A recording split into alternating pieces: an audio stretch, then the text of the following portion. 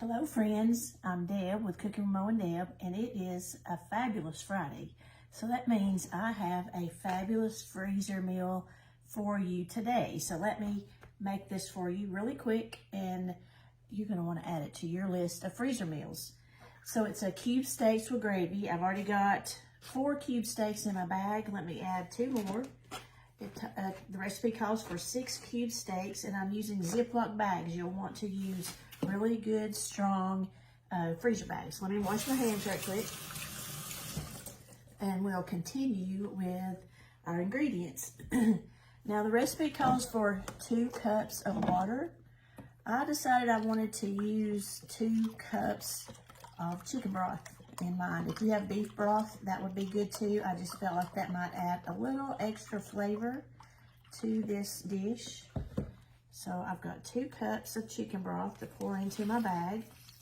Make sure you have your bag either in a bowl with the top of it turned back, the top of your bag turned back, or this is a bag holder. You could, if you have one of these. We're going to add 1 sliced onion to the bag, and then we're going to add 1/2 of a cup of soy sauce. So you know this is going to be good if it's got soy sauce in it, right? That's 1/2 cup. All right. And then we've got 2 tablespoons of Worcestershire sauce. So let's add that. There's 1. There's 2 tablespoons of Worcestershire sauce. We have some minced garlic. I am going with the jar kind today. We're going to add 2 teaspoons of minced garlic. Yeah, that, as Mo would say, that is a happy teaspoon. There's 1. Let me add 1 more. I like garlic, in case you didn't know. All right. And then we're going to add 2 teaspoons of beef bouillon. I actually have the Better Than bouillon, and this is the roasted beef base. I'm going to add 2 teaspoons of this. Let me help that a little bit. There's 1, and there is 2. Okay. Then we're going to add a little bit of pepper.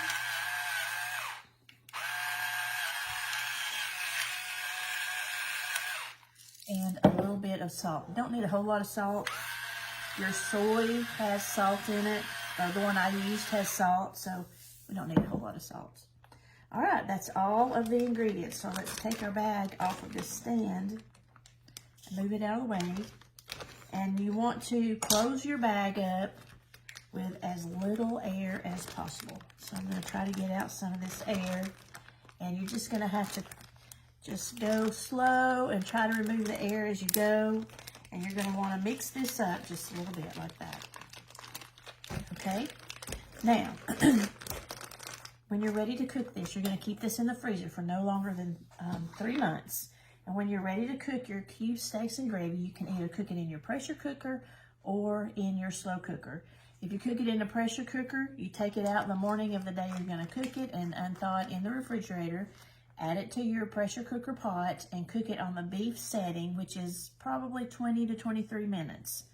Then you're going to quick release and take the lid off, and you'll take your steaks out so you can then make your gravy. And you'll make a slurry with cornstarch and with water, and put it into your gravy mix and cook it just till the gravy thickens. Add your steaks back, dinner is done.